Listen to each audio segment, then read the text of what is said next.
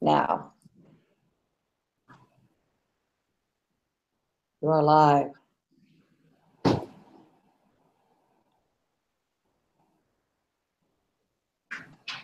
Welcome.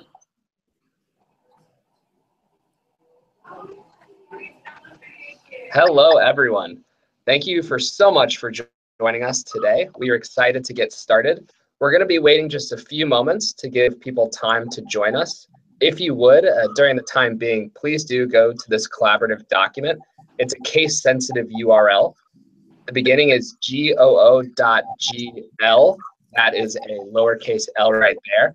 And when you go to this document, it's going to give you edit access. And we'll be explaining how we'll be using this document in just a few seconds. But if you would, please go here to get started, and we'll be getting officially up and running shortly.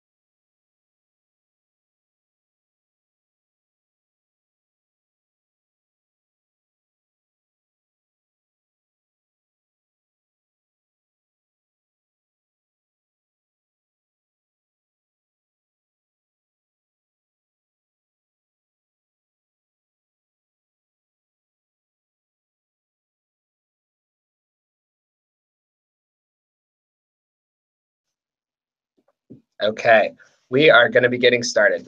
Thank you again to everyone for joining us. And if you are just joining, please do go to this URL. It's case sensitive. So we'll leave this display for just a few more seconds, and then we're going to walk through how we'll be using this collaborative doc throughout our time together today.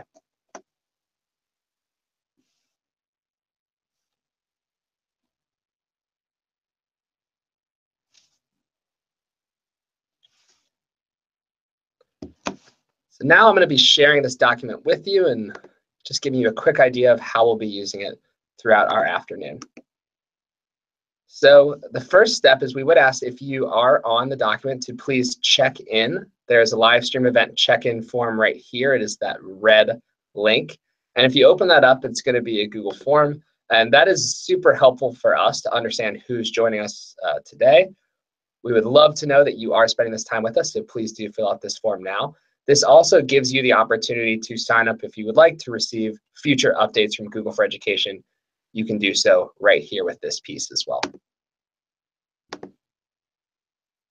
Now, just to go through a couple other ways we're going to be using this document. One is for Q&A. And I see that we already have some people asking some great questions. I see Robert there. Hi, Robert. Nice to hear from you again. So if you would, please do ask your questions here. And the reason that we ask for your name and your email address is sometimes we do not have the time needed to answer all of the questions while we're live. But we'll be going back through this document throughout the next week or so and answering questions. So if you put your name and your email address, we'll be sure to comment to you or to send you an email with the full answer to your question. The next way that we'll be using this document, I see that there are already some great pieces of feedback being shared here as well, is if you've ever been using a Google tool and thought, I wish that it did this, or I wish that Google would build this next feature next, whatever it is that you would like to see, or whatever it is that you would like to share with the Google for Education product teams, we want to give you an avenue and an opportunity to do that. So if you do have any product feedback or feature requests, please do add those in this table here. And lastly, anything that we're talking about today, we want to make sure that you have the resources and all of the information needed to go and take those and put these programs into action at your organization. So anything that we're talking about today is going to be linked down here. So for Be Internet Awesome specifically, we have lots of great and helpful information. We also have some information about Google for Education resources in general, like Chromebooks, what's happening with G Suite for Education, and just some additional information about Google for Education to help you get things up and running. So that is how we'll be using this document throughout the day. Thank you everyone for hopping in. And if you have not done so already, please do fill out the check-in form for us.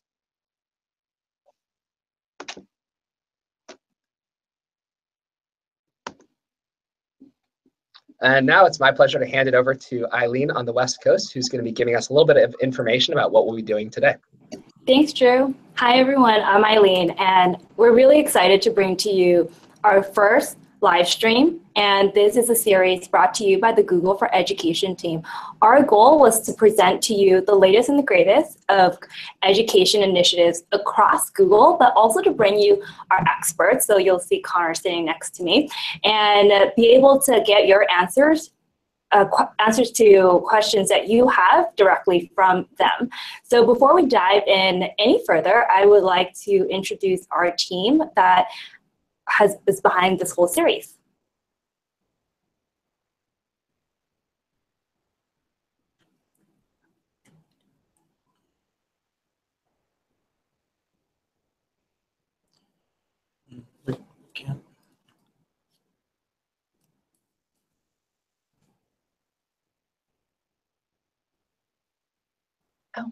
Hi, I'm Ann Nash. I am the Central Region Program Manager. I sit in Chicago. I'm here with Drew. This is my home base. I sit in Chicago, and I work with school districts and teachers and students across the Midwest, and really, really glad that you're here today. And I'm Eileen on the Google for Education team out in Mountain View, California, where we're headquartered. And we're excited that you're all joining us today. And lastly, I'm Drew Seidel. I'm also a program manager on Google for Education based in New York, and I work with school districts throughout the Southeast and parts of the Midwest. And here's what's on deck for today. So we're just wrapping up the welcome, and so thank you. We went over some housekeeping items as well. The bulk of our time will be with Connor, who will be going over the Be Internet Awesome program that we recently launched.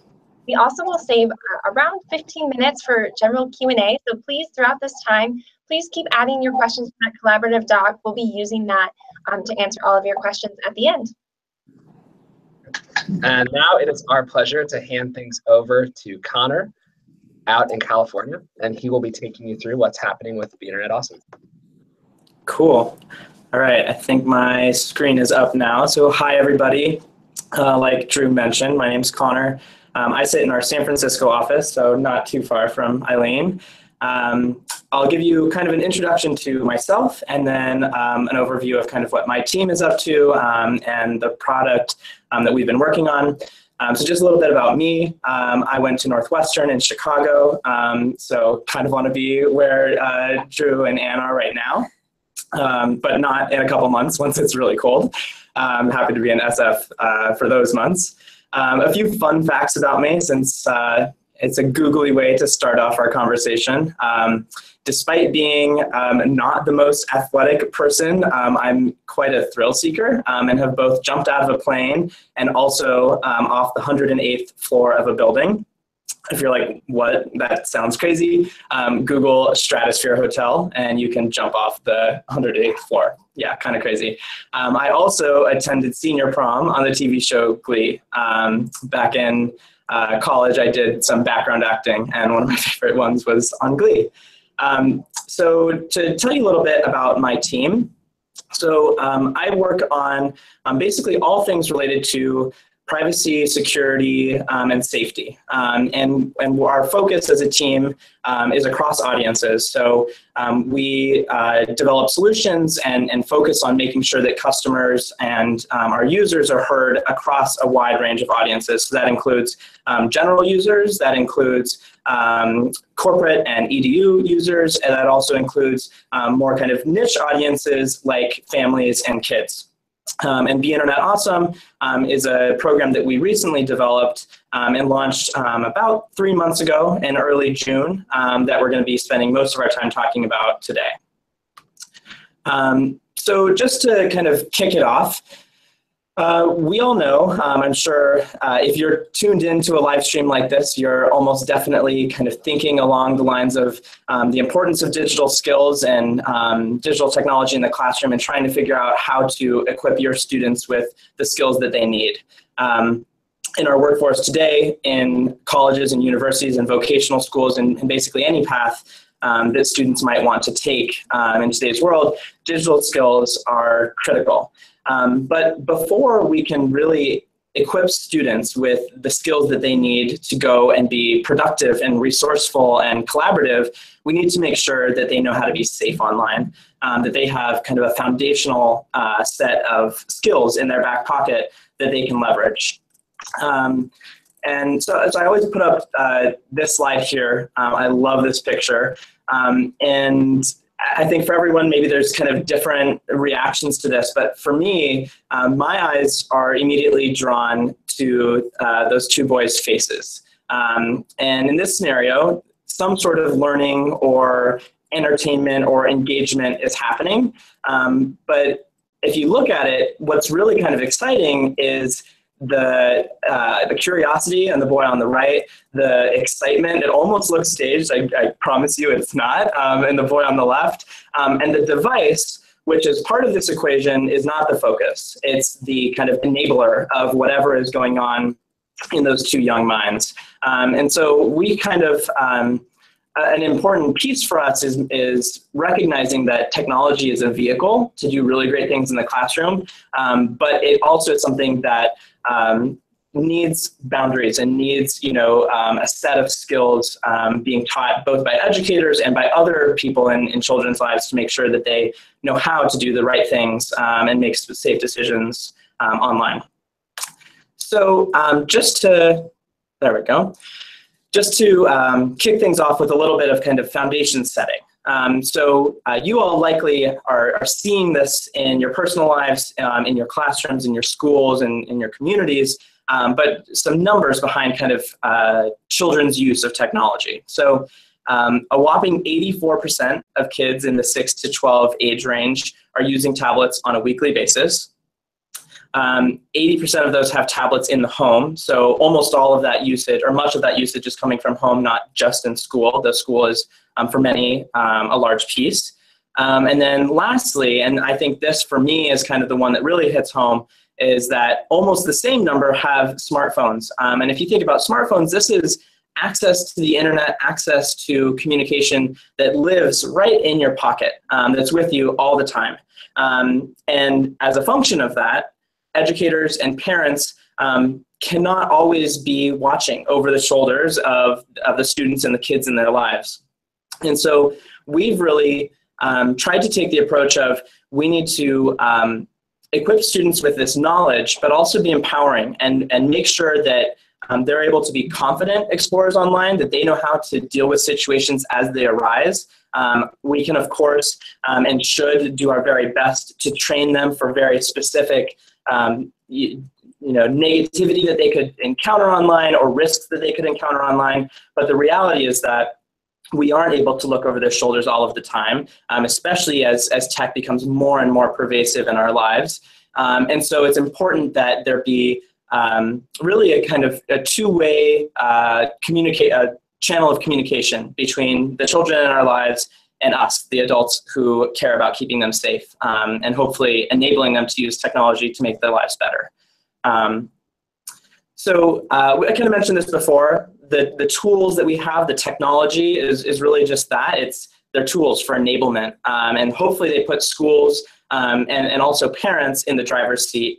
But the piece here that really matters to us is making sure that there's open communication and resources developed for all three of our main audiences, which are kids, educators, and parents. The whole kind of it takes a village mentality, we think really, really applies to this topic area. If this is the type of conversation that is one way, educators and parents telling students all of the things that they can't do online, all the things they need to be careful of, and really taking a negative first approach, we, don't think that is reflective of actual risks online. And two, we don't think that that's the most productive way to lead to actual behavioral change and safe behaviors, both for kids and for adults. So it really is kind of this three-pronged approach to reaching all of these audiences and making sure that the conversation goes both ways. So many educators and parents that I talk to tell me about the role that their kids and their students play in educating them about the internet and educating them about digital technology. And so showing students, showing kids that you're open to collaborating with them and that this truly is a dialogue, not a monologue, is really critical. The other thing that I want to mention here is that we developed separate resources and programs for each of these audiences. We know that the needs of a classroom teacher who likely has less than ideal resources, not enough time, are different than the needs of a parent. We developed really robust materials for educators that I'll talk to you about in just a little bit. That if we're being realistic, we know that a parent is not going to spend the same amount of time and investment to understand the curriculum. And so we tried to really meet our audiences where they are to make sure that the needs that they actually have are the ones that we're solving for, not kind of just this okay, this is a great thing, try and make it work. And then lastly with kids, and this is the most exciting piece for me, we tried to reach them in a way that genuinely engages them and makes them excited about this topic and not kind of the, not that same element of like, oh, like I want to ride my bicycle, but I have to put my helmet on first. Like it's not this kind of impediment to using the internet, but something that they understand is critical and needed. So I'll just dive right into it. The program that we launched is called Be Internet Awesome. It aims to help kids be safe, confident explorers of the online world. And it comes to life in 5 main areas or lesson topics that are illustrated by the SMART, Alert, Strong, Kind, and Brave lesson stack, as we call it. Just a little bit of background here, since you're all on the webinar and engaged. The reason that we've taken such a positive and I guess you could say kind of the kid-friendly approach to this is back to the point I was mentioning before about really getting kids invested and caring about this, not just passively receiving information about what they can and can't do or should and shouldn't do online.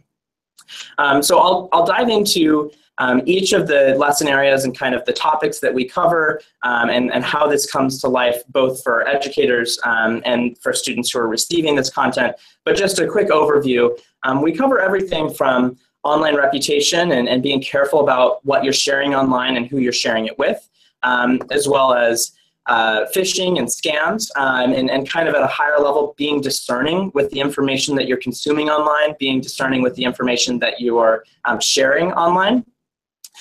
Next is about privacy and security, which goes from everything from creating strong passwords that can actually be remembered to knowing how to leverage your settings to make sure that the experience that is right for you or right for your classroom or right for your family is the one that you're employing, not with just your Google services, but with all of your online services.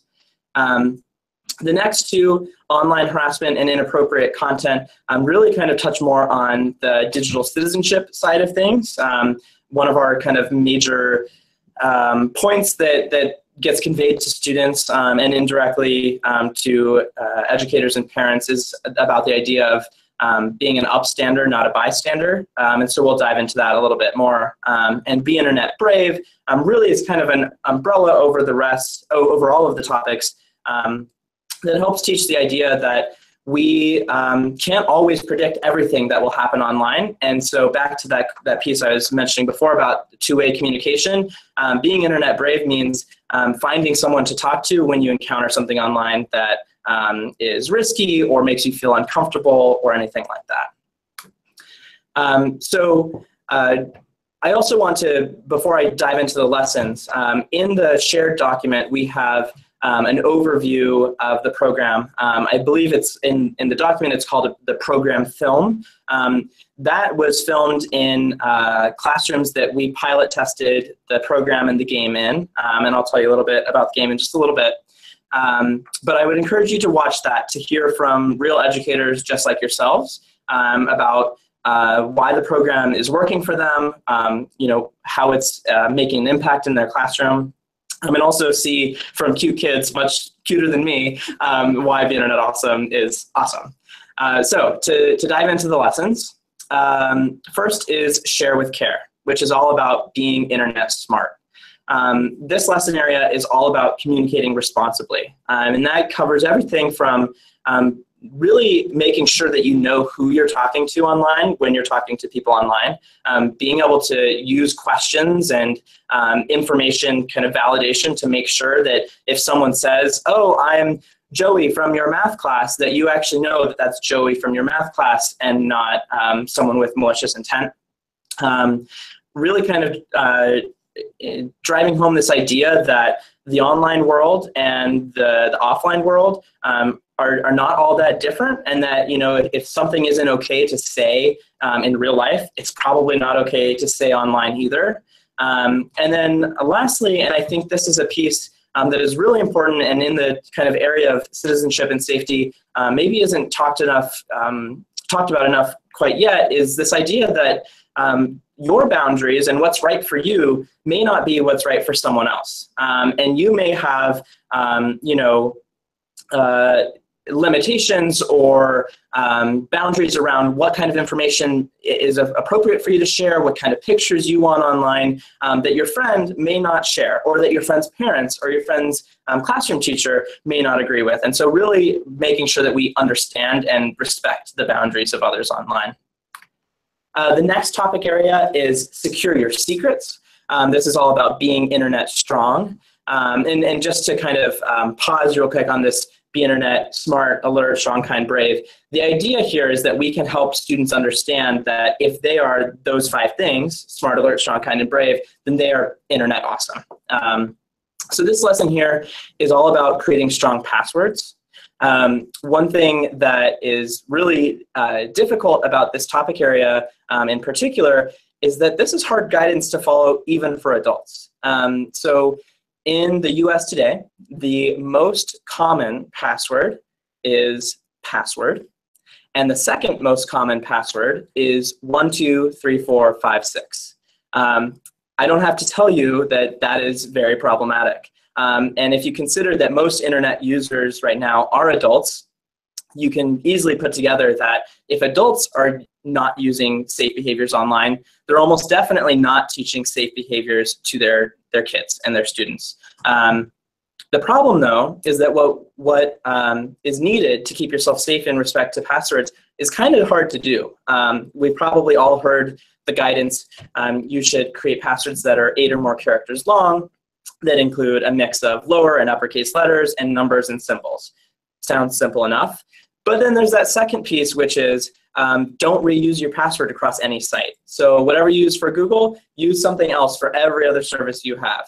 And even for, say, a 7-year-old who maybe they just have 5 different accounts, 5 strings of 8-character long gibberish is really hard to remember. So through this lesson and through the game, which I'll talk to you about in just a bit, we teach how to use mnemonics to set strong passwords and remember them. So for example, if you're a student and you're trying to set a password for your Google account, you might take something like, I love my dog Fluffy, and take the first letter of each of those words, change some things around, maybe an E becomes a 3, and you put an exclamation point at the end, and suddenly you have a strong password that meets all of those criteria that we mentioned before, and that also is tied to something that is memorable and meaningful to you personally. And then you can also use permutations of something like that to remember all of your other passwords as well. And I haven't talked yet in depth about our game, but just to kind of tease it a little bit here, we developed a game to teach all of these lessons because a lot of this information has been given to students, has been given to adults, and behavioral change hasn't been observed. And so our hope is that through engaging in gameplay, where you can actually get hands-on, and we like to think of it as like playing with the ideas intellectually, we think that that will lead to greater behavioral change than simply giving information to students passively. On to the next, don't fall for fake, is all about being alert online. The lessons and the game focus closely on phishing and online scams, but really the topic area and what is able to be taught through the classroom in particular is at a higher level than that. It's about being discerning with what you're consuming online. When you land on a website, do you know what signals to look for? Why, for example, does it matter that the green padlock shows up in your Chrome browser? Why does HTTPS, why is that more safe than HTTP? Really kind of teaching students and adults how to look for cues to make sure that when they're consuming information and probably more critically, when they're giving information about themselves online, that they know how to make sure that they're giving it to reputable organizations and sites. We teach, kind of about being careful with statements that sound too good to be true. If you're winning a free trip to Hawaii sounds really great to you, the reality is you're probably not actually winning a trip to Hawaii, and maybe there's something else going on there. But to a 6-year-old or a 9-year-old, that might not be immediately obvious, especially since it can be perceived, especially by students who feel that they are really tech savvy. We have this term digital natives. For those students who think they have a mastery of the internet, it can be easy to think anything that they see online is authoritative and accurate, and that's obviously not the case. So that's what Don't Fall for Fake or Be Internet Alert is all about. It's Cool to Be Kind is really about digital citizenship. We teach this idea that there are 3 kind of roles to be played in an online bullying situation: the upstander, the bystander, and the victim. And what we teach is, one, kind of at a foundational level, why it's important not to be a bully, and 2, what tools that you can use when you encounter bullying online or when you encounter negativity online, things like blocking and reporting. But most importantly, at least in my opinion, is really equipping students with the understanding that even if they are just an observer of a negative situation online, that sometimes the most powerful position that they might have is to be the person who says something nice. Maybe different people have different stances on bullying and whether should I find an adult, should I stand up for someone, should I directly confront the person who is being the aggressor in the situation. We've tried to develop our curriculum and the game in such a way that enables educators to tweak things and teach in a way that's right for their classroom. Every classroom in every school, even regions across the US and the world, have different challenges in terms of the emotional and psychological maturity of their students, the situations at play in their community and their classroom. And so we've tried to build in such a way that we're not overly prescriptive, that we really kind of enable teachers to teach what makes sense for their students, who they of course know better than we possibly could. So that's largely what It's Cool to Be Kind is all about. Comes to life through my favorite mini game in the overall game, which I'll talk about in just a little bit. And then lastly, and this one is more of kind of, like I mentioned before, an umbrella that sits above the rest, is when in doubt, talk it out. And the idea here is that we can't be prepared for everything online. There are always situations that are unexpected. I'm sure classroom teachers, this well, that you put a device in front of kids and sometimes they end up in a place where they shouldn't be, and keeping everyone in one place can be difficult. Really kind of equipping students with this, like ethos almost of, it's okay to encounter things, but I need to be brave and mention it to an adult, mention it to a teacher or a parent in my life, or even an older student when I find something that makes me feel uncomfortable. The sad reality is that there are a lot of things that happen online that don't get talked about, and we think that is inherently risky, and that if we can continue to open up channels of communication, that everyone will be safer and happier online. So now I want to talk about the specific resources that we developed for each audience that address those 5 lesson areas. So first with kids, and on this slide you can see our solutions were developed with 7-year-olds to 12-year-olds in mind. But in many, many conversations that I've had with educators, we've started to realize that the resources we've built actually have a wider range of applicability. In fact, I've even had like high school teachers, even at the higher end of high school, juniors and senior teachers, tell me that the program that we built actually could work for their school as well. So I would encourage you, if you don't teach kids directly in this age range, to still dive into everything. There might be something here specifically for your kids, and there's certainly something here for you, which I'll talk about in just a bit. All right, the game. So we built a game for kids. It's called Interland. I mentioned before the idea here was to really engage students, one, in an environment that they already enjoy. Gaming is massively popular, and really trying to meet students where they are in a way that isn't something that puts up an additional barrier for kids, and instead kind of teaches important lessons in a way that they're already receptive to.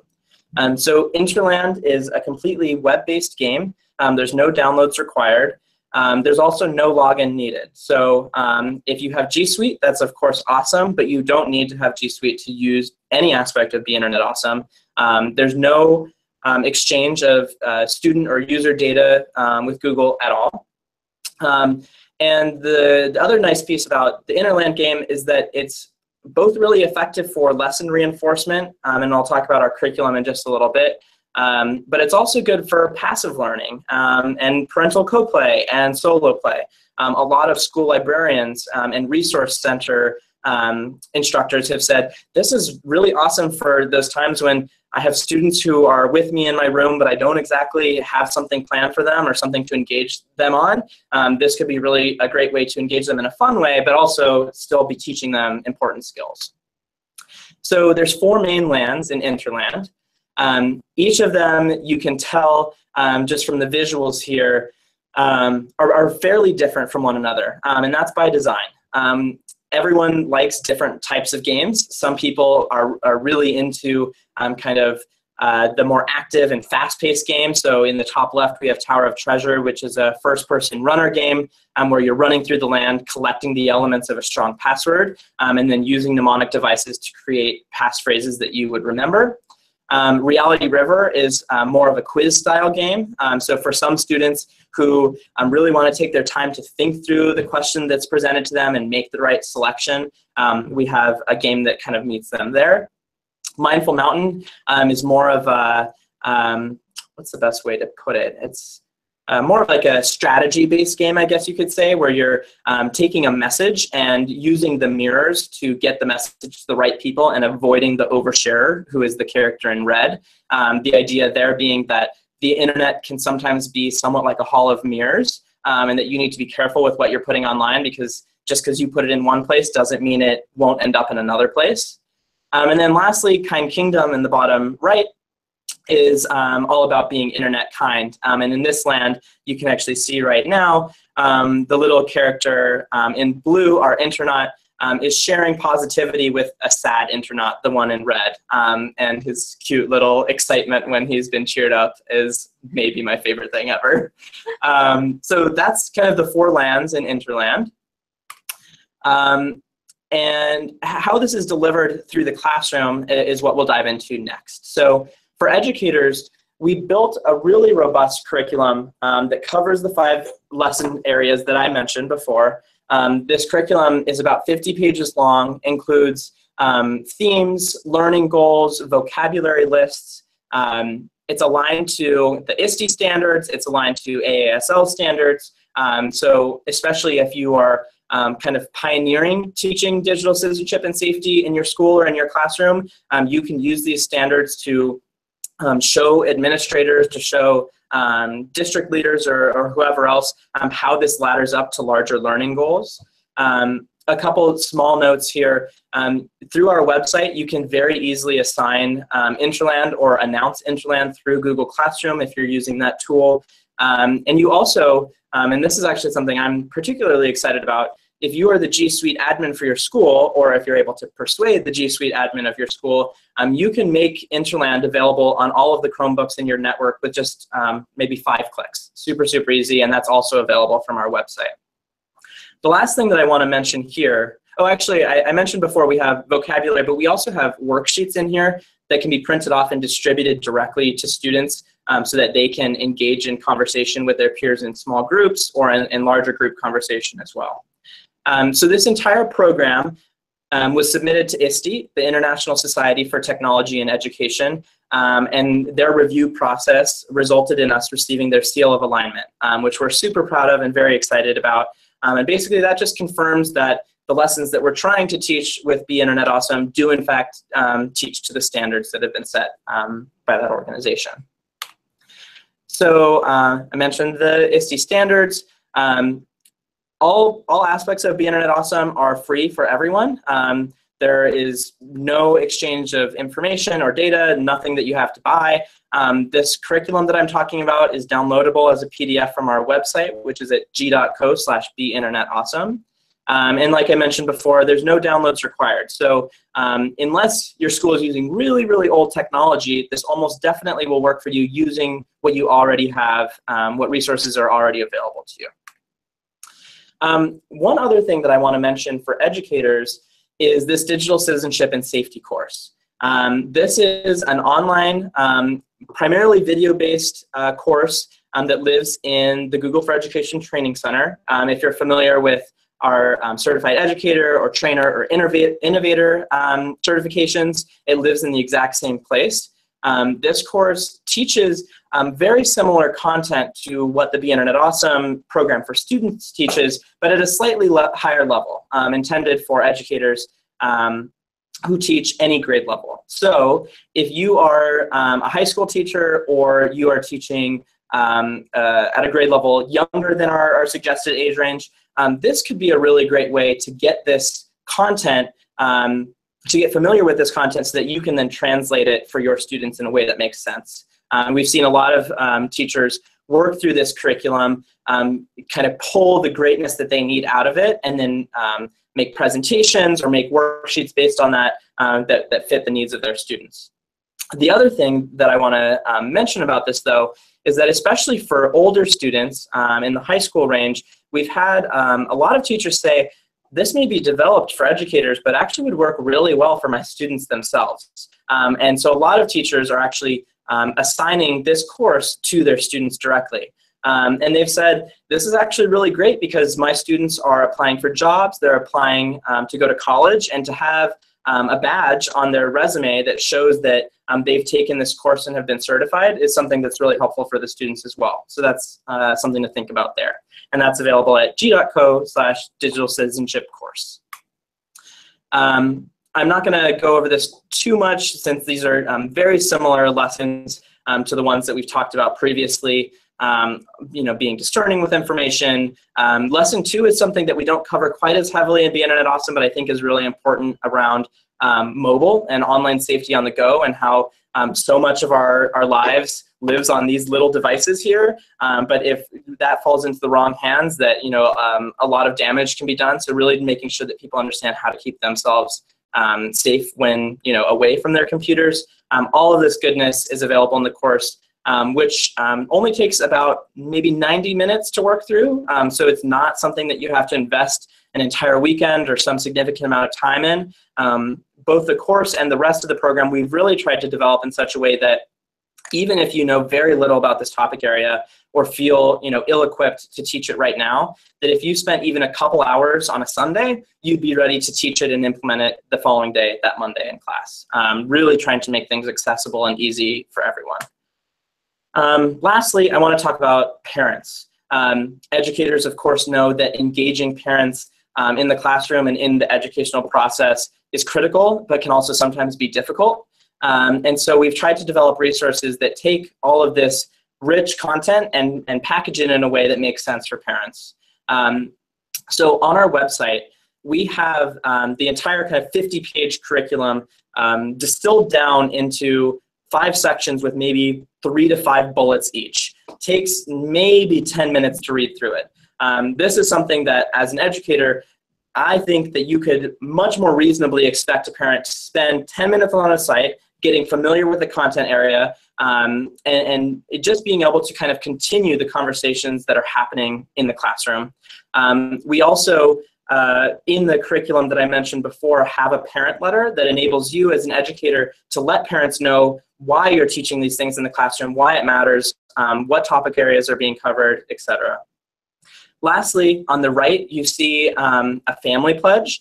This is actually something that could be adapted even for the classroom to be made into a classroom pledge.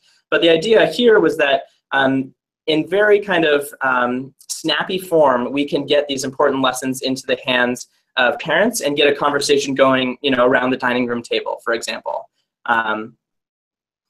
The last thing I want to mention on the parents piece is that we've done a social campaign leveraging both fun little, these are called paper knots. I mentioned before our characters are called internauts. These ones are made of paper, which you can also download this from our website.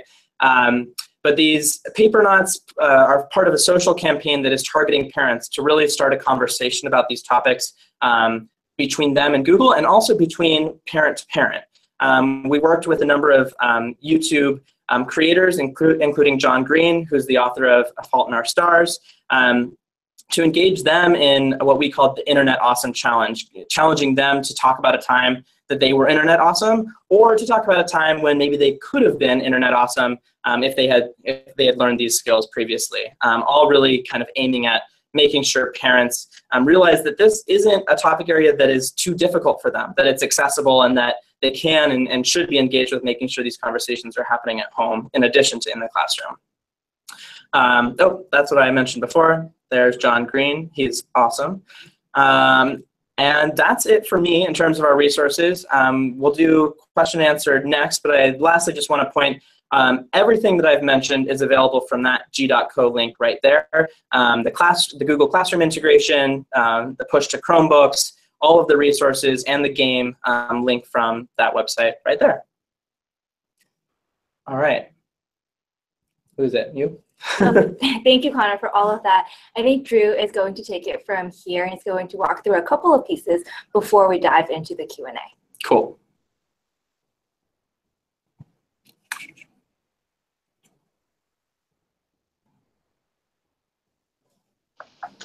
Okay, so now it is time for some feedback. So if you would, we're going to ask you to revisit the shared document that we were in earlier. And if you scroll to the top, you can see that we have added a new URL there. It is in bold and in blue. It says live stream event feedback form. And Eileen, will you please share the doc for a moment so they can see what this looks like?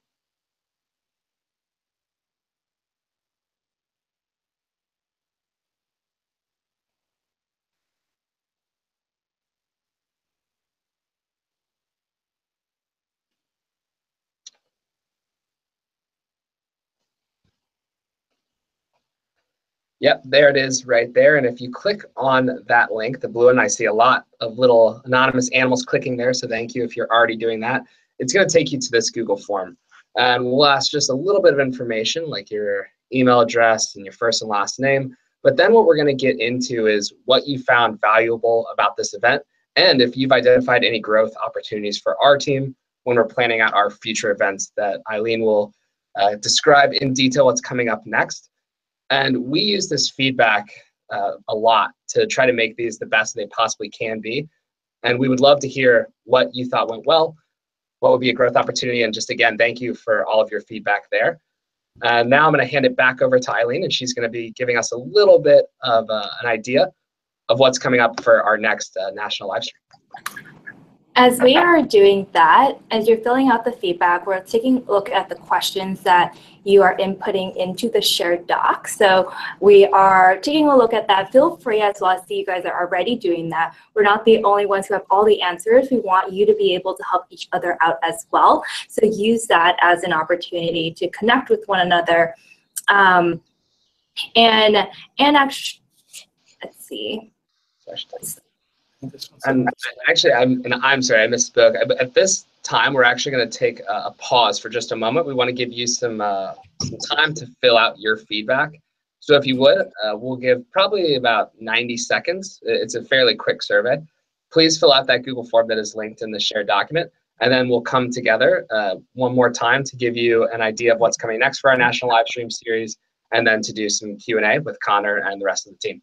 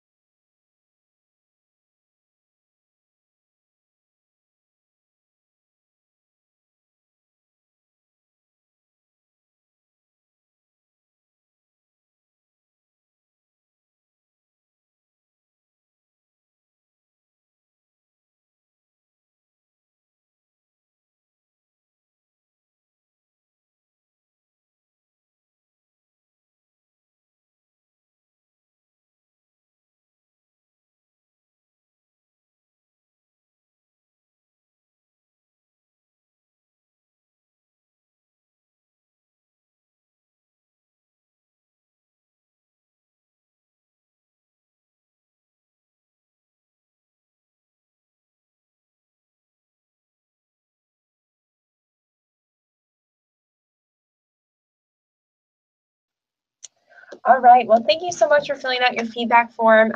Continue to do so. And just to give you a sense of what's coming next, so next month, we will be having our next live stream on the Applied Digital Skills program that we've launched. Eileen will tell you a little bit more about that in just a moment. And then we're going to be sharing, on deck is a Content Without Boundaries live stream, which will be talking about different creative apps and STEM apps that you can use on Chromebooks and with G Suite for Education. And then we want to hear from you. We want to know what is it that you're hoping to see. So please let us know. There is a link at the bottom here that you can go to enter in that feedback. Tell us what's most important to you, what you want to hear about, and we will make sure that we bring the person at Google or the people at Google that know the most about that topic onto one of these live streams to be with you. And now we're going to hand it over to Eileen to talk a little bit about what's coming next. Awesome, thanks guys. So Connor gave us a great start about some of the work that we are doing in digital safety and literacy skills. What we're going to go over next time in October is digital literacy skills as it applies to any career and any field. And can you go to the Thank you. And so there is a curriculum that Google has developed called Applied Digital Skills. You can go ahead and take a look at that right now if you would like, but you can sort of think of this as similar to your life skills course where if you're learning how to balance a checkbook or how to write a resume, but some of the skills that you will see here revolve around planning an event and using digital tools in order to do that. This is a completely free curriculum. It is designed so that it can be done in person, it can be self-paced in a blended learning environment. And again, it is something that is applicable not only for high school students, but in continuing education as well. So this is our next live stream that is going to be focused on applied digital skills. If you are interested in signing up already, there will be the link in the doc. So in the shared doc, there is a link to the website, and you go ahead there and you can sign up already. So we can go ahead and just dive into the Q&A. Connor's ready. Sounds good. So I just took a quick look through the doc and kind of tried to bubble up some themes, and I'll address those now. And if you have more, you can keep adding. And you'll see there's an answers column, so we'll make sure to go in and answer any questions that I'm not able to cover live right now. One of the first was about language. So the program for now is available only in English, but the course for educators that I mentioned in the training center is available in 16 languages, including the curriculum. So the game is currently only in English, but the entire Be Internet Awesome curriculum is available in 16 languages and can be used internationally. And we are in the process, I can't announce anything just yet, but we are in the process of localizing and internationalizing for additional markets. One of the other questions that was raised was around progress tracking. So if your students use the same machine on a day-to-day basis, the Interland game will remember their progress from land to land without having to collect any information about them. Where the limitation starts to come into play is because it was very important to us that we not collect student information. If a student starts on one device and then goes home and picks up on another, because we aren't able to assign their progress to a identifier, we aren't able to maintain that progress. Though we are working on some technical solutions that may be able to enable that for educators to, for example, have a dashboard that they can see the progress of all of their students in their classroom. This is something that a lot of teachers have said would be really helpful for them. So that's something that is being considered in the works right now. But one other thing that I'll tell you about progress tracking is at the end of Interland, students receive a badge of completion for each land that they get to, and if they complete the game, they get a certificate saying that they are Internet Awesome. A lot of teachers have said, this is a perfect way for me to measure progress by telling my students, okay, we need you to move through these 4 games, and once you finish the 4 games, I want you to print out your certificate and bring it to me, and I'll log that in my gradebook. And that's been a workaround that has worked well for a lot of teachers. The next question was around grades.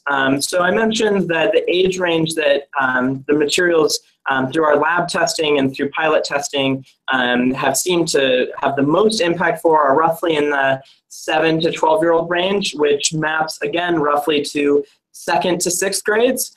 So kind of the higher end of elementary and then the very beginning of middle school. But as I mentioned before, a lot of educators have said this flexes beyond that. And so I would encourage you to dive into the curriculum. I mentioned before, it's a robust 50-page curriculum, so there's a lot of goodness in there that any age level could likely pull value from.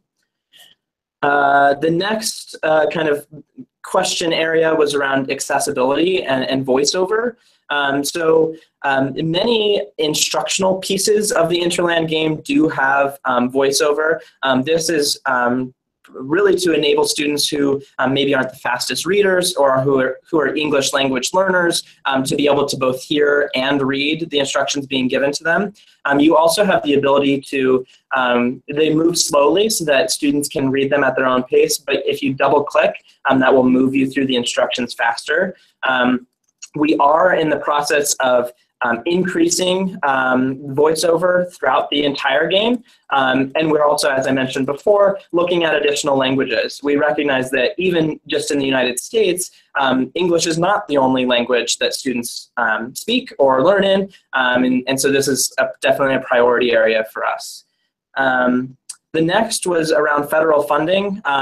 I'm not able to give funding, financial, or legal advice, but just so folks know, the question areas around SIPA and E-rate and funding for schools, I'd encourage you to chat with your district leaders or your school leaders about this question.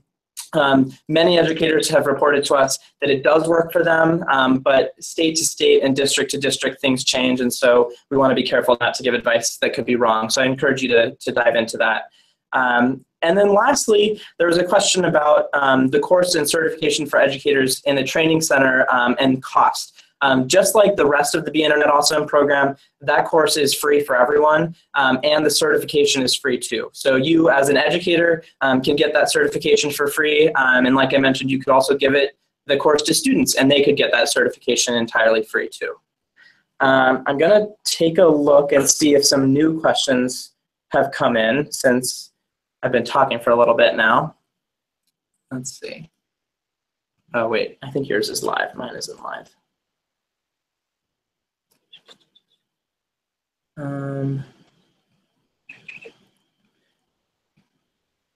Yep. Okay, cool. So in terms of the stats that we shared toward the beginning of the presentation, those are from internal research that we've done here at Google as part of our families and education research. I guess you could call it a lab. And this is actually a great opportunity to talk about how we validated this program. I mentioned before that the entire program was submitted to the International Society for Technology and Education and received their seal of alignment. But we also went through a very rigorous lab testing process as well as field testing process. So in somewhere around 6 markets across the United States, we brought students and parents and educators into our offices and did more kind of quantitative lab testing, making sure that when students got to the end of lessons that they were able to retain the material that was taught to them. One of the kind of takeaways from that was most significant for me personally was at the end of every session we asked a question, would you want to play this game again? Specifically related to Interland. And if you think about it, most games, if you work your way all the way through it, have seen everything that there is to see, I think most of us would say, no, I probably don't want to play it again. I liked it. It was great. But that's probably all I need. And despite that kind of reality, we had a very strong response rate to that question. A lot of students saying, yeah, I'd love to play this game again, even though I know there won't be something new to play. Kind of a great measure of success. And then very kind of lastly was how we tested this in classrooms to make sure that it was ready before launch. We had more than 20 pilot testers across the country representing public schools, private schools, mixed gender, single gender, religious, school librarians, public librarians, kind of the whole gamut, administrators, tech consultants, everybody was involved in our pilot program. And so that really helped us drive the program to readiness to launch in early June. But we're, of course, always open to more feedback. This is early days for Be Internet Awesome, so keep putting more in the doc. And I think that's it for me.